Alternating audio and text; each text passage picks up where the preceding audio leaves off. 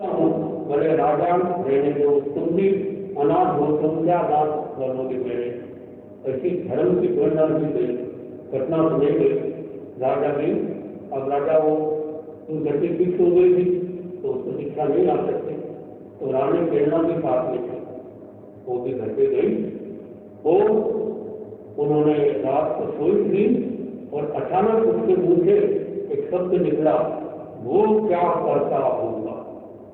राजा कहने के मन में सोचा ये तो गलत हो, ये मेरी घरवाली लगता है इसका मन कहीं और चला गया, ये क्यों दूसरे को याद करती मेरे रहते हुए कि वो क्या करता होगा। फिर उसके मन में आया और बाहर आया और मेरा उसका लड़का अभय कुमार बड़े महल में गिरानी बेटी है, तुम्हारी माँ आग लगा देना मेरा आदेश है। तो ठीक आपका आदेश स्वीकार। एक बार की बात कोई पसंद था, अभय कुमार के मन में भी शिक्षक की भावना जागी। राजा सैनिक ने आज्ञा नहीं और बिना आज्ञा दीक्षा नहीं होती। और एक बात कही, जिस दिन में कहूँ अरे जा रहे तो तुमको समझो की आज्ञा लेंगे। ठीक है, ये बात उसके मन में बैठी। किसके मन में? अभय कुमार। तो अभय कुमार को कह दिया इस महल में आग लगा दिया। ठीक है, अभय कुमार बुद्धि में थे, बुद्धि का भी बहुत महत्व होता।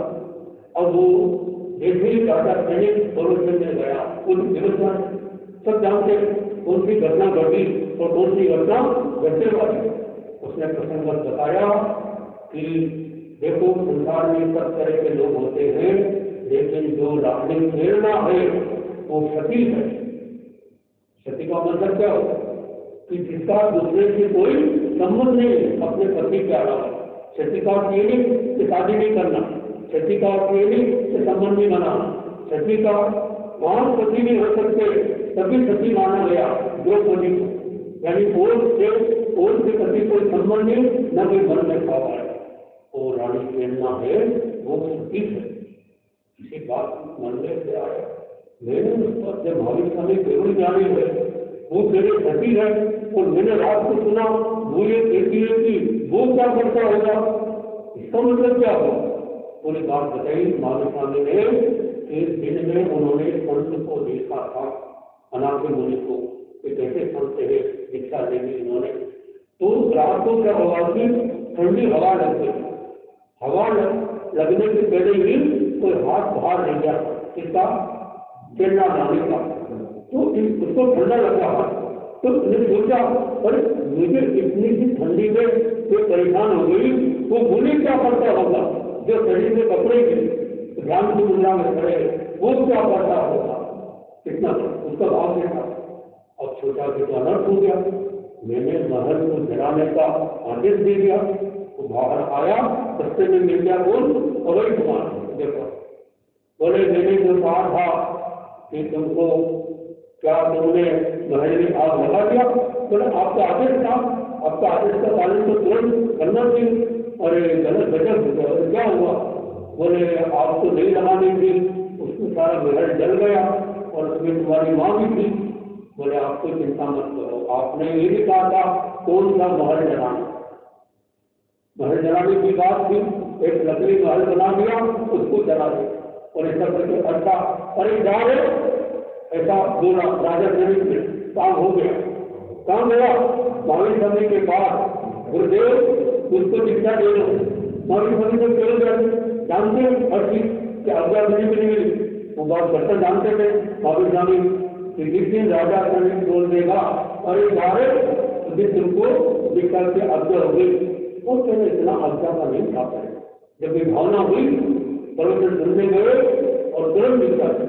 राजा खुद कितने सारे राजा महाराजा प्रवचन सुनने जाते और किशोरों की वाणी का क्या प्रभाव देखा।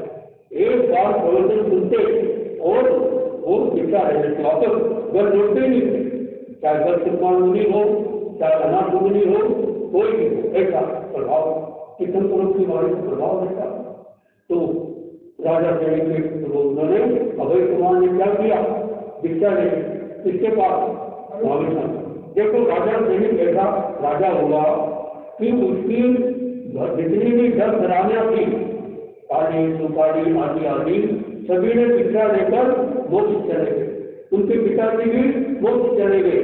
उनके लड़के वेद कुमार, अभय कुमार और नंदी बेन को भी कितने लड़के सब भिक्षा लेने के पास, लेकिन ये भिक्षा नहीं ले पाए क्योंकि इनकी नरक शिक्षा हो गई।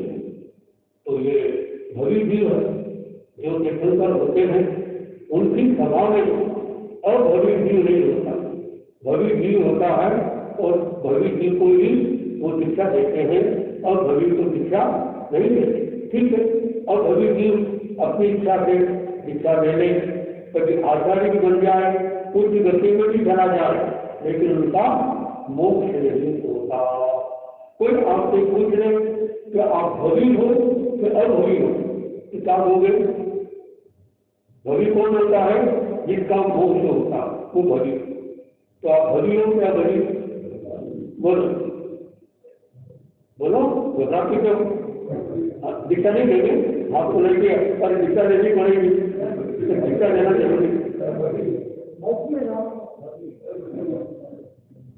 आप लोग कोई आपसे पूछे भवि से भवि, तो दिल खोल के छाती पर ठोक कर देना हम भवि है और भवि नहीं है। और भवि जीव कभी मोक्ष नहीं जा सकता, जो भी मोक्ष में जाएगा वो भवि जाएगा, ये नियम। अब क्या पहचान भवि अभवि? क्या पहचान? मतलब जो भवि भी होगा उसके मन में ये आएगा कि मेरी मुक्ति हो सकती है क्या नहीं, पर इतना सा विचार आ गया, वो जीव भवि।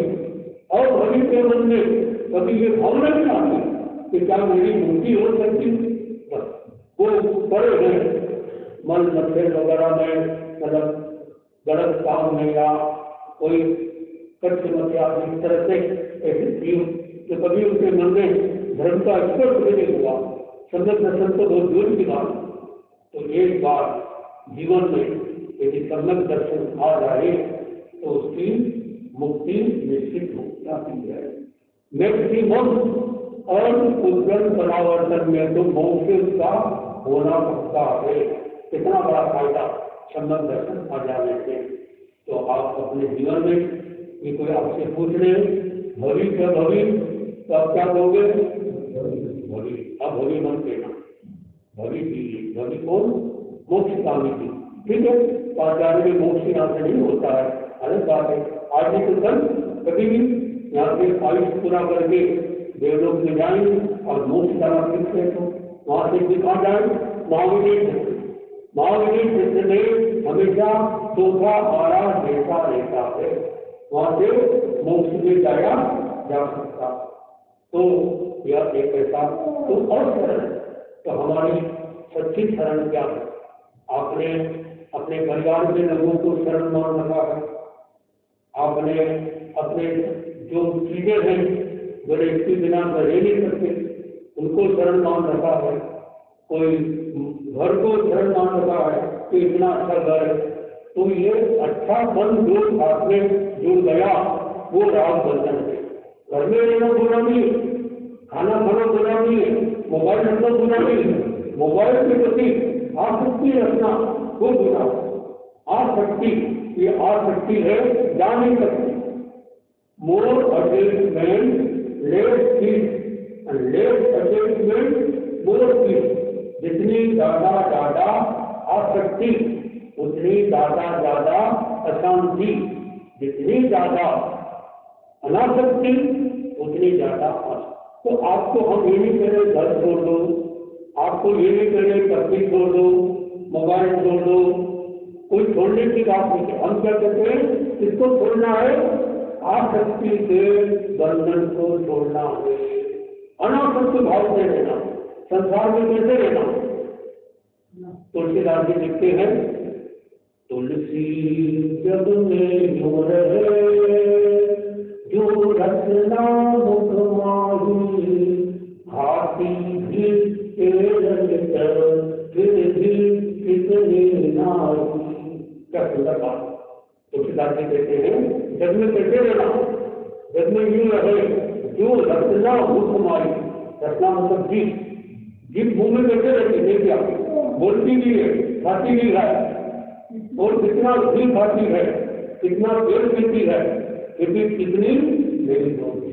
देखो कभी कभी जीभ के ऊपर घाव लग जाता, आपने खाते समय मन में कोई चुगली का भावना है, या खाना खा रहे हैं और बोल भी रहे, तो जो दांत के बीच में जीभ आवे तो वो थोड़ा सा चोट लग जाए, खून निकल जाएगा, घाव पड़ जाएगा। एक तो जीभ पर घाव लग गया और एक जीभ से घाव लग गया। ध्यान देना, जीभ से लगा घाव बहुत मुश्किल है मिटना, और जीभ पर लगा घाव वो तो मिटाने की जरूरत नहीं, अपने आप मिट जाता, कोई दवाई लगाने की जरूरत नहीं। ठीक है, लोग बोलते हैं जीभ कट गई है तो शहद लगा लो, गोंद लगा लो, घी लगा लो, किसी लोग रुकेगा नहीं, लगाओ तो भी कितनी बार बेटा आप खुद अनुभव करो, कितनी बार आपकी जीभ कटी, लेकिन क्या अब तक कभी नहीं है।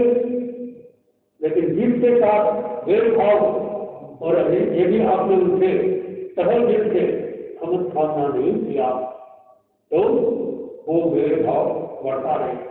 तो कहते हैं कि जीभ से निकला हुआ कटु वचन वो वापस नहीं लौटता। जैसे कमान से निकला हुआ तीर, बंदूक से निकली गोली, मोबाइल से निकला एसएमएस वापस नहीं आता, उसी तरह से वचन से निकला हुआ कटु वचन, मुंह से निकला हुआ कटु वचन वापस नहीं आता। इससे क्या करना लेना है, पहले सोचो फिर बोलो। हम क्या करते हैं, पहले बोलते हैं फिर सोचते हैं, तो ये ऐसा नहीं होना चाहिए, सोच के बोलेंगे तो अच्छा है। तो ये कहा गया कि हमारे 36 सरल क्या, तो आप क्या करो, अनासक्ति का जीवन जी, है ना।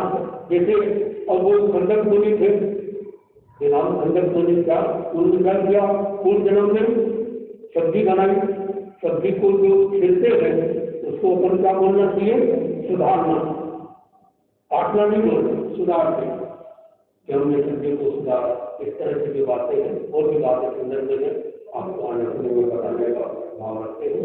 मुझे की प्रकार है, खड़े के वंदन करेंगे।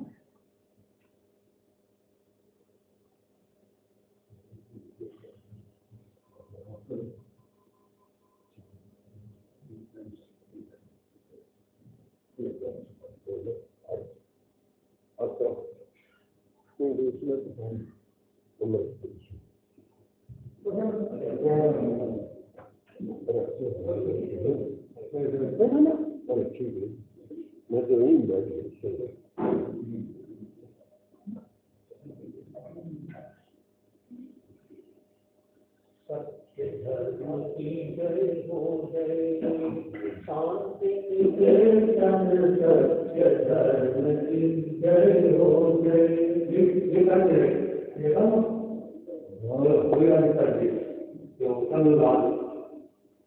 सत्य शांति निकेतन